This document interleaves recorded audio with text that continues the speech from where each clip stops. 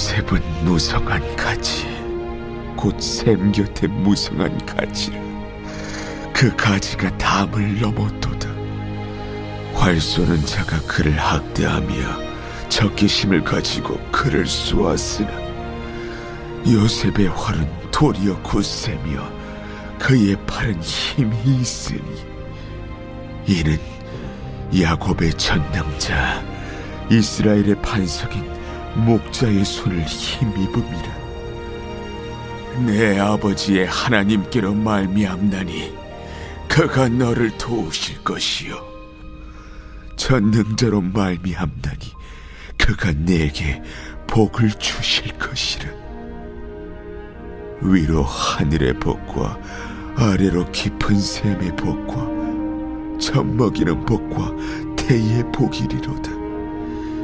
내 아버지의 축복이 내 선조의 축복보다 나아서 영원한 산이 한없음같이 이 축복이 요셉의 머리로 돌아오며 그 형제 중 뛰어난 자의 정수리로 돌아오리로다.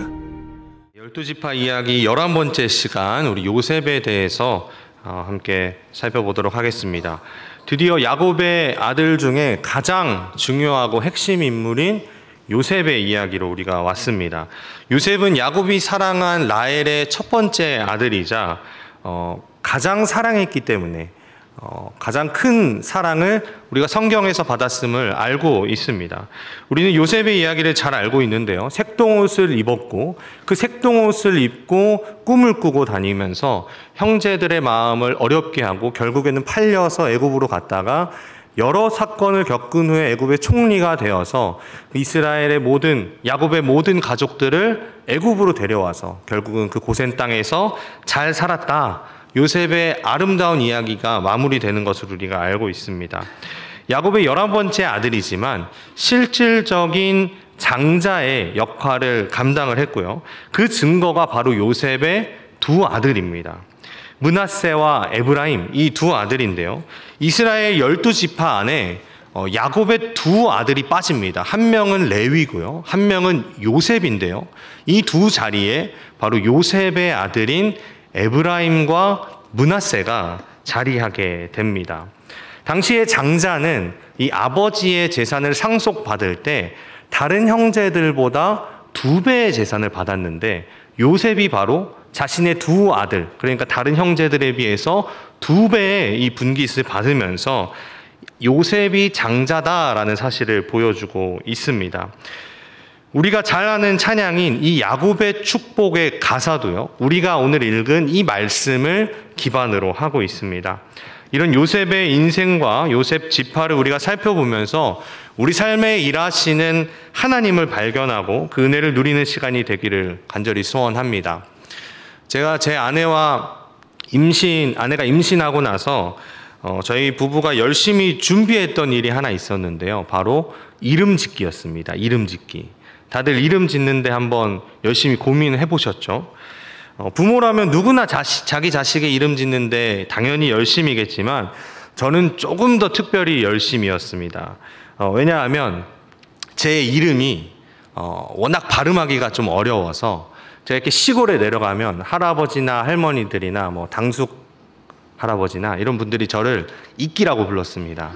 이 발음이 안 되시니까 문이끼, 문기 이런 식으로 마음대로 너무 부르시니까 이 글로벌 시대에 맞게 제가 제 아이들의 이름은 조금 쉽게 입에 잘 붙도록 만들어야겠다. 아내랑 열심히 고민을 하면서 여기에다가 또 제가 중국에서 살아가지고 한자 자부심이 있다 보니까 아이들에게 조금 더 맞는, 남자아이는 남자아이에 맞게, 여자아이는 여자아이에 맞게 한자도 찾아가고 중국어 발음도 제가 찾아가면서 이 이름을 지었던 기억이 있습니다. 이름을 짓는 일은 사실 정말 어려운 일이지만 정말 고귀한 일입니다. 왜냐하면 창조가 시작된 이후에 하나님께서 가장 먼저 하신 일이 바로 이름 짓기였습니다. 빛을 낮이라 칭하시고 어둠을 밤이라 칭하시고 또한 궁창을 하늘이라 부르시고 묻을 땅이라고 부르셨습니다. 그리고 하나님은 세상의 모든 것을 창조하신 후에 아담을 창조하시고 이 아담에게 가장 먼저 하라고 주신 일이 뭐냐면 바로 이름을 짓는 일이었습니다. 아담은 하나님께서 명령하신 대로 동물들의 이름을 다 지어주었고요. 자신의 갈빗대로 만든 여자를 보았을 때 뭐라고 불렀죠? 뼈 중에 뼈, 살 중에 살. 정말 아름다운 이름으로 그 여자를 불러주었습니다. 이처럼 이 이름은 한 사람이나 사물을 다른 존재와 구별시키는 그런 중요한 표시입니다. 그래서 특히 믿는 가정에서, 우리 교회에서 자녀가 태어났을 때 이름을 지으려고 하면 하나님에 대한 신앙의 근거에서 그 자녀의 이름을 지어줍니다. 그래서 성경에 등장하는 이름들은 정말 중요하고 큰 의미들이 있습니다. 우리가 앞서 10명의 형제들의 이름을 쭉 보면서 그 이름의 뜻대로 인생을 살게 됨을 보았고, 야곱이 내리는 축복과 그 이름이 연결되는 것을 우리가 보았는데요. 오늘 우리가 보는 요셉도 마찬가지입니다. 이 요셉의 이름이 어떤 의미를 가졌는지 우리가 보려면 우리가 창세기 30장 21절에서 24절의 말씀을 좀 봐야 합니다. 우리 한번 이 말씀을 함께 우리 읽어볼 텐데요. 우리 한 절씩 한번 교독하도록 하겠습니다. 창세기 30장 21절에서 24절 우리 한 절씩 교독하시겠습니다. 앞에 화면에도 준비되어 있습니다. 그 후에 그가 딸을 낳고 그의 이름을 디나라 하였더라.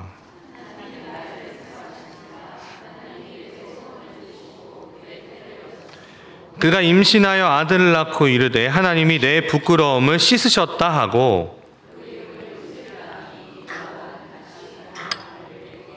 더하시기를 원하노라 하였더라. 아멘. 보시면 21절에 그 후에로 시작합니다.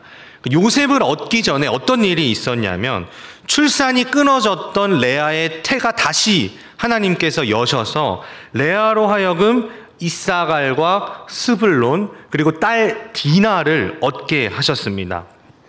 이 디나의 이름의 뜻이 무엇이냐면요, 재판 혹은 공의라는 뜻인데요. 이것은 레아가 라헬과의 소송에서 승리했다. 하나님께서 공의롭게 판결하셨다. 나의 손을 들어서 내게 승리를 주셨다라는 뜻이 바로 이 디나의 이름 안에 있습니다. 레아가 디나를 얻고 나서 이제 내가 완전히 승리했다. 아들도 6이나 내게 주셨고 딸까지 주셔서 내 인생에 이제 더 이상 라헬에게서부터 얻는 패배는 없다. 나에겐 승리만 있다. 라고 하면서 디나라고 지었습니다. 그런데 레아가 그 승리를 자축하고 있을 때 하나님께서 라헬을 생각하셨다라고 말하고 있습니다. 22절에 보면 이 하나님께서 생각하셨다라는 이 단어가 나오는데요. 이 생각하다라는 단어가 세상에서 가장 유명한 자카르라는 단어입니다. 자카르 다 아시죠? 자카르. 가장 유명한 자카르입니다. 기억하다, 생각하다라는 의미인데요. 이것은 라헬이 끊임없이 하나님에게 기도하고 구했던 그 일을 하나님께서 생각하셨다, 들어주셨다, 기억하셨다라는 의미입니다. 어떤 기도를 드렸을까요, 라헬이? 어떤 기도를 드렸겠습니까? 자녀를 달라. 아들을 내게 달라. 자녀를 달라는 기도였습니다. 하나님은 라헬의 끊임없는 기도를 자카르 생각하셨고 야곱의 11번째 아들인 요셉을 허락하셨습니다. 그런데 요셉의 이름의 뜻이 우리가 읽은 이 말씀 속에서 두 가지가 나옵니다. 먼저는 23절에 보시면 하나님이 내 부끄러움을 씻으셨다. 하나님이 내 부끄러움을 씻으셨다. 그리고 24절에 보시면 여호와는 다시 다른 아들을 내게 더하시기를 원하노라. 부끄러움을 씻으셨다. 아들을 더하시기를 원하노라. 이 두 가지의 뜻이 요셉에게 있습니다. 여기서 먼저 우리가 앞에 이 뜻을 살펴보기를 원하는데요. 여기서 사용된 씻으셨다라는 단어가 아사프라는 단어인데요. 치우다, 제거하다, 깨끗하게 하다라는 의미가 있습니다. 자녀를 낳지 못하는 여성은 당시 시대에는 사회적인 수치를 가지게 되었습니다. 그런데 하나님께서 이 아들을 통해서 라헬의 그 수치를 씻어주셨기 때문에 지금 라헬이 하나님께 아사프라고 말하면서 하나님이 내 수치를 제거하셨다, 깨끗하게 씻어주셨다라는 의미를 이야기합니다. 근데 이 단어는 과거형입니다. 이미 하나님께서 나의 수치를 끊어내셨다, 씻으셨다, 제거하셨다. 이제는 지나갔다. 나에게 더 이상 그 누구도 이야기할 수 없는 수치, 말할 수 없다. 이제는 없다라는 의미가 있습니다. 하나님의 은혜를 기억하는 표현이면서 이어지는 이 두 번째, 내게 더하시기를 원한다. 이 더하다라는 단어가 야사프입니다. 야사프. 여기서 요셉이라는 단어가 등장하는데요. 라헬의 소망을 품고 있는 단어입니다. 이 요셉의 이름을 통해서 우리가 알 수 있는 하나님의 성품이 있습니다. 그것은 바로 하나님은 위로하시고 원한을 풀어주시는 분이라는 것입니다. 하나님은 위로하시고 원한을 풀어주시는 분.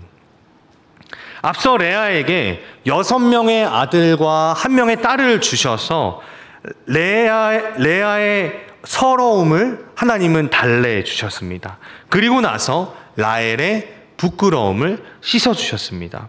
자녀를 낳아야만 인정하는 사회에서 라헬은 당당하게 아들을 낳음으로써 자신의 그 수치와 치욕을 씻어낼 수 있게 되었습니다. 기다리고 기다렸던 일을 비록 오랜 시간이 흘렀지만 하나님께서 해결해 주셨고, 라헬은 그 해결받은 문제를 이제는 더 나아가서 하나님이 더 주시기를 원한다는 그 소망을 가지고 요셉이라고 이름을 짓습니다. 이 소망이 바로 야곱의 축복에서 이루어지게 되는데요. 우리 오늘 본문인 49장으로 다시 돌아오셔서 49장 22절에서 26절에 기록된 요셉이 받는 축복은 우리가 여러 가지로 볼 수 있지만 크게 3가지로 우리가 정리해서 볼 수가 있습니다. 첫 번째로는 자손의 번성입니다. 자손의 번성. 창세기 49장 22절 우리 다 같이 한번 읽어보도록 하겠습니다. 시작. 요셉은 무성한 가지 곧 샘 곁에 아멘. 여기에 사용된 이 가지는 앞에 2개의 가지는 아들이라는 뜻이 들어있고요.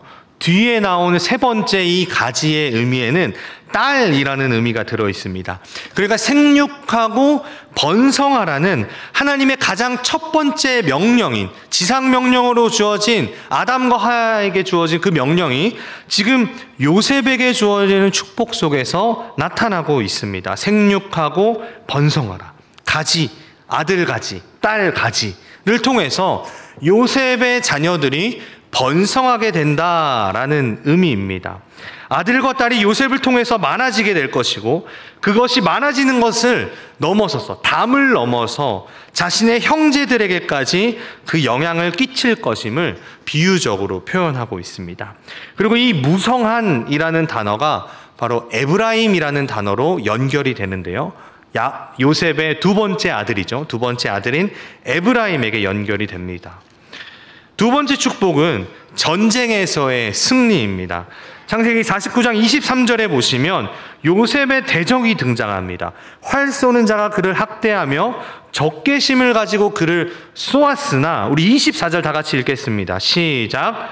요셉의 활은 도리어 굳세며 그의 팔은 힘이 있으니 이는 야곱의 전능자 이스라엘의 반석인 목자의 손을 아멘. 활 쏘는 자가 적개심을 가지고 요셉을 공격을 하는데요. 목숨을 걸고 덤비는 대적이 있는데 요셉이 도리어 승리한다라는 말씀입니다. 이 승리를 주시는 분이 누구십니까? 야곱의 전능자, 이스라엘의 반석인 목자 여호와 하나님이십니다. 강한 보호자이시며 동시에 양육자이십니다. 목자이시죠. 누가 생각납니까? 우리 예수님이 생각나지 않으십니까? 선한 목자, 자신의 양떼를 위해서라면 좋은 꼴을 먹이고 보호하고 목숨을 버리시면서까지 그 양떼를 지키시는 그 선한 목자의 모습이 바로 이 복이 요셉에게 주어진 것입니다. 실제로 시간이 흘러서 모세가 죽고 가나안 땅을 정복하면서 에브라임 족속이 가장 크게 빛나게 됩니다. 수많은 이스라엘의 대적들이 그 땅을 차지하려고 하는 이스라엘 백성들에게 활을 겨누지만 도리어 에브라임, 요셉의 활이 더 강해서 그들을 다 정복하게 되는데 그 정복에 앞장서는 지파가 바로 에브라임 지파, 요셉 지파인 것입니다. 수많은 전쟁에서 승리를 맛보게 되고 에브라임 지파의 리드로 가나안 정복이 시작이 됩니다. 그리고 가나안 정복 시대에 리더가 누구였습니까? 여호수아입니다. 여호수아. 눈의 아들 여호수아인데요. 이 여호수아가 바로 에브라임 지파 출신의 사람입니다. 이 야곱의 축복이 이 여호수아를 통해서 우리가 이루어지는 것을 볼 수가 있습니다. 또 세 번째는요, 말 그대로 복 그 자체입니다. 우리 25절, 26절 우리 다 같이 읽어볼 텐데요. 이 말씀이 우리에게 주시는 하나님의 복임을 믿으며 우리 크게 한 목소리로 우리 천천히 읽어보겠습니다. 시작. 내 아버지의 하나님께로 말미암나니 그가 너를 도우실 것이요 전능자로 말미암나니 그가 내게 복을 주실 것이라. 위로 하늘의 복과 아래로 깊은 샘의 복과 젖먹이는 복과 태의 복이로다. 내 아버지의 축복이 내 선조의 축복보다 나아서 영원한 산이 한없음 같이 이 축복이 요셉의 머리로 돌아오며 그 형제 중 뛰어난 자의 정수리로 돌아오리로다. 아멘. 우리에게 이 복이 있기를 간절히 축복합니다. 하늘의 복과 깊은 샘의 복과 젖먹이는 복과 태의 복, 영원한 산이 한없음 같은 축복이 우리 머리 위에 부어질 줄로 믿습니다. 이 복이 얼마나 대단한가 하면 선조의 축복보다 낫다라고 얘기합니다. 여러분, 야곱의 선조가 누굽니까? 이삭과 아브라함 아닙니까? 모든 축복의 시작점인 아브라함이 받은 그 축복보다 뛰어난 복을 요셉이 받을 것이다 라고 지금 야곱이 축복하고 있는 것입니다. 그리고 여기서 요셉의 특별함을 나타내는 단어가 하나 있는데요, 바로 마지막에 등장하는 뛰어난 자입니다. 제가 나눠드린 유인물에 빨간색으로 1페이지 마지막에 보면 뛰어난 자라고 표시를 해놨는데요, 여기서 뛰어난 자라고 쓰인 이 단어는 나지르입니다. 나지르.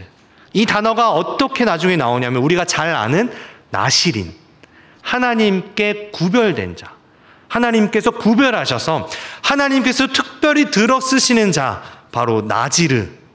요셉이 받은 복이 바로 나실인, 구별된 자라는 뜻입니다. 형제들 중에 구별되어서 하나님께서 특별히 들어 쓰시는 자가 바로 요셉입니다. 하나님의 인도하심 아래 인생이 구별되고 하나님 앞에 특별히 쓰임받는 자의 복이 바로 요셉에게 임하며 실제로 요셉과 그의 지파가 나중에 역사 속에서 그렇게 하나님께 쓰임받게 됩니다. 사진 하나 보도록 하겠습니다. 사진을 보시면 잘 보이시죠?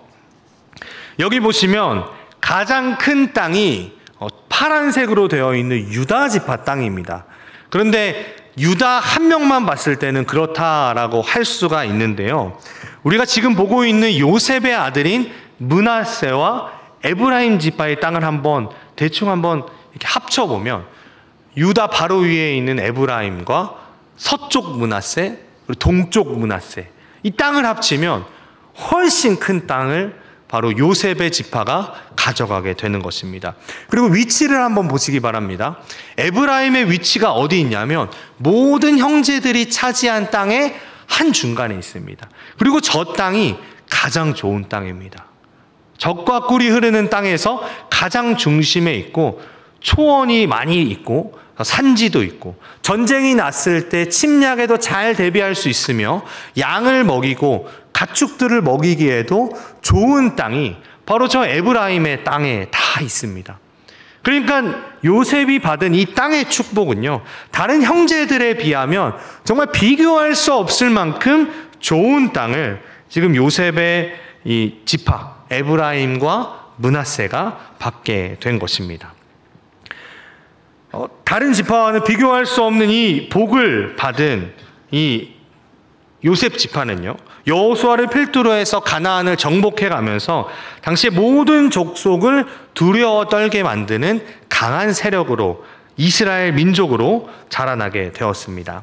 그리고 가나안 정복 시대, 사사 시대, 그리고 통일 왕국 시대를 지나서 솔로몬이 죽자마자 어떤 일이 일어나냐면 나라가 둘로 분열이 되게 됩니다.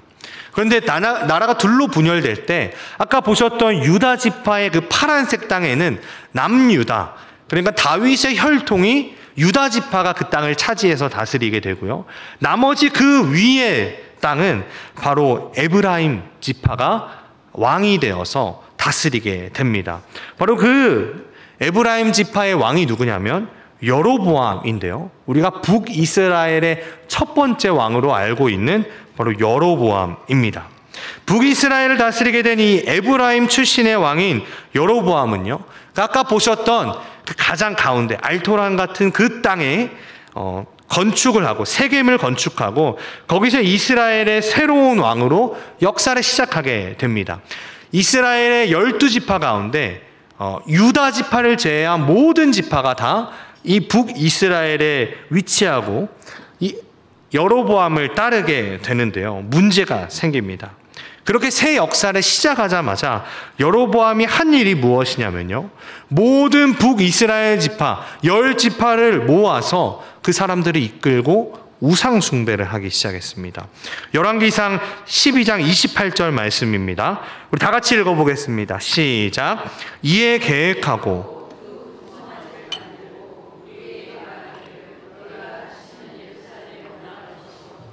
이스라엘아, 이는 너희를 애굽 땅에서 인도하여 올린 너희의 신들이라 하고. 아멘. 예루살렘이 이스라엘의 성전이었는데 거기는 유다 땅이었습니다. 그러니까 사람들이 예배드리러 예루살렘 성전으로 갔다가 그 아름다움, 성전의 아름다움과 예배의 감격 때문에 돌아오지 않거나 혹은 여로보암을 죽이고 우리가 다시 통일왕국을 만들자라고 말할까 봐서 사람들을 예루살렘으로 못 가게 하고 이 두 개의 땅에 이 두 금송아지를 두고 여기서 예배를 드리게 한 것입니다. 그 금송아지가 너희를 이끌어낸 하나님이시다라고 말하면서 지금 거기서 예배를 하게 합니다. 어떻게 되었을까요? 어떻게 되었을까요? 바로 요셉에게 주어진 그 복을 다 잃게 되었습니다. 여로보암이 왕이 된 이후로 북이스라엘은 죄로 물들어 버렸습니다. 그 후에 그 북이스라엘이 멸망할 때까지 하나님은 그 북이스라엘의 왕들을 평가하실 때 뭐라고 하시냐면요, 여로보암의 죄를 따라서 모두가 다 그 죄의 길로 갔다, 악한 길로 가버렸다 라고 말을 합니다. 그래서 이사야 28장에 보시면 에브라임으로 대표되는 북이스라엘에게 임하는 하나님의 심판이 기록되어져 있는데요.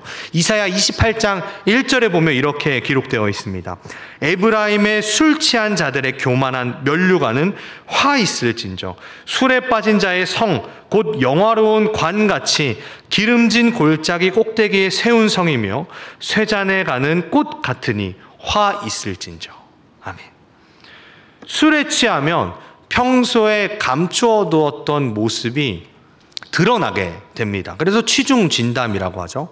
근데 우리 믿는 사람들은 그럴 필요가 없습니다. 우리 성령 안에서 우리는 진심을 말할 수가 있으니까요. 그런데 에브라임은 술 탓에 실수한 것이 아니라 평소에 간신히 가리고 있던 그 더러운 내심이 지금 술 때문이 아니라 드러나게 된 것입니다.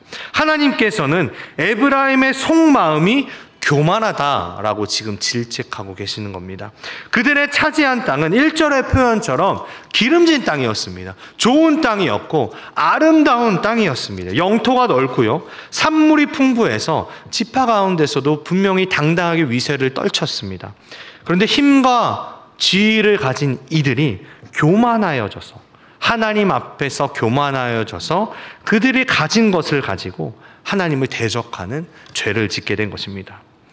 누가복음 18장 25절에 보시면 예수님께서 부자가 하늘나라에 가기가 낙타가 바늘길을 통과하기보다 어렵다고 하신 데는 분명히 이유가 있습니다. 교만이 자만심을 만들어내고요, 자만심이 나태를 만들어내고 이스라엘은 그렇게 몰락의 길을 걸어가게 된 것입니다. 향락에 젖은 이 권력자들 뿐만 아니라 제사장과 선지자도 그 풍부함에 향락에 젖어서 하나님의 메시지를 잘못 전하고 공정하지 못한 재판이 이어지면서 이사야의 표현처럼 28장 8절에 보시면 모든 상에 토한 것, 더러운 것이 가득하고 깨끗한 곳이 없다라고 하나님께서 평가하십니다. 그래서 하나님의 심판을 받아서 결국 에브라임으로 대표되는 북이스라엘은 멸망하게 됩니다. 하지만 하나님께서는 그 에브라임을 결코 멸망시키시고 기억하십니다. 멸망은 시키시지만 그들을 내가 다시 회복하겠다는 그 약속을 주시는데요. 예레미야 31장 18절에 보시면 하나님은 이렇게 말씀하십니다. 우리 다 같이 읽어보겠습니다. 시작. 에브라임이 스스로 탄식함을 내가 분명히 들었노니 주께서 나를 징벌하심에 멍에 익숙하지 못한 송아지 같은 내게 징벌을 받았나이다. 주는 나의 하나님 여호와이시니 나를 이끌어 돌이키소서. 그리하시면 내가 돌아오겠나이다. 아멘. 다시금 하나님께로 돌아오며 하나님은 그들을 기억해 주셨습니다. 이어지는 예레미야 31장 20절에 보면 에브라임은 나의 사랑하는 아들, 기뻐하는 자식이 아니냐. 내가 그를 책망하여 말할 때마다 깊이 생각하노라. 그러므로 그를 위하여 내 창자가 들끓으니 내가 반드시 그를 불쌍히 여기노라. 여호와의 말씀이니라. 아멘. 하나님이 에브라임의 그 사랑하는 마음이 창자가 들끓은, 우리가 그 사랑하는 마음이 이 깊은 곳에서 창자가 끊어지는 그 느낌으로 하나님께서 지금 그들을 사랑한다라고 말씀하고 계십니다. 정리하겠습니다.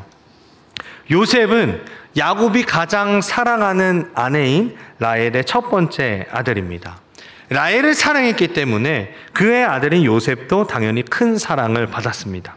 시간이 흘러서 야곱이 죽기 직전에 요셉을 축복하면서 자손의 번성, 전쟁의 승리, 또 복, 형제들 중에 가장 뛰어난 특별한 복을 약속했습니다. 광야 시대와 가나안 정복 시대, 사사 시대를 지나면서 요셉의 지파는 강성해졌습니다. 모든 형제들 위에 뛰어난, 담을 넘어서 그 복이 흘러갈 정도로 강성해졌습니다. 그러나 북이스라엘 왕조의 중심에 있었던 에브라임은 죄를 짓게 됐고요. 죄에서 떠나지 않은 에브라임은 결국 하나님의 심판을 받았습니다. 우리가 야곱의 12아들 중에 가장 뛰어나고 큰 복을 받은 요셉과 요셉의 뒤를 이은 이 에브라임 지파를 보면서 우리가 기억해야 할 것이 있습니다. 우리 모두가 다 요셉의 축복을 받은 사람들은 맞습니다. 큰 복을 받았고요. 하나님께 구별된 자들입니다. 하나님의 거룩하심을 따라 내가 거룩하니 너희도 거룩하라는 이 명령을 받은 것이 바로 여기 모인 모든 우리 창일의 성도일 줄로 믿습니다. 하지만 우리 삶을 돌아보면 여전히 거룩과는 거리가 있는 모습들이 있습니다. 이 거룩은 결코 우리의 외향적인 모습이 아닙니다. 우리 지난 주일에 담임 목사님 설교를 통해서 들었듯이 경건한 예배나 또한 어떤 엄숙주의의 모습을 통해서 우리의 거룩을 드러내는 것이 아니라 우리의 삶을 통해서 우리의 이 모습을 통해 우리의 성품을 통해서 이 거룩은 드러나야 하는 것입니다. 세상 사람들과는 구별되는 기쁨, 차별되어지는 모습이 그 가운데에서 거룩으로 드러나야 합니다. 내 속에서 끌어내어지는 것이 절대 아닙니다. 거룩하신 하나님께서 우리 속에 부어주셔야만 그 거룩이 우리 삶에서 나타날 수가 있습니다. 거룩하신 하나님으로부터 내 안에 주어지는 것, 하나님과 깊은 교제 가운데 얻어지는 하나님의 성품, 바로 하나님의 거룩하심을 닮아가는 가장 첫 번째 방법이 겸손입니다. 라헬이 자신의 수치를 씻으셨다는 고백처럼 하나님은 우리의 죄를 씻어주셨습니다. 하나님의 자녀로서 이제는 우리는 그 복을 받습니다. 그렇다면 그리스도인으로서 하나님의 자녀로서 사는 우리의 삶의 그 거룩한 첫 번째 모습은 바로 겸손이어야 할 줄로 믿습니다. 지금 내가 가지고 있는 것, 내가 누리고 있는 것, 나의 자녀들, 나의 남편, 아내, 먹는 것, 입을 것, 재산, 그 모든 것이 하나님께서 허락하셨기 때문에 내 인생에 있는 것이고 이 세상을 사는 동안에 우리에게 맡겨놓으신 것입니다. 교만으로 인해서 하나님의 모든 복을 잃어버린 에브라임의 모습이 아니라 복을 더하시고 우리를 거룩하게 부르신 하나님의 그 말씀 앞에서 우리는 겸손해야 할 줄로 믿습니다. 그렇게 살아가는 우리 모든 창일의 성도님들 되시기를 간절히 축복합니다.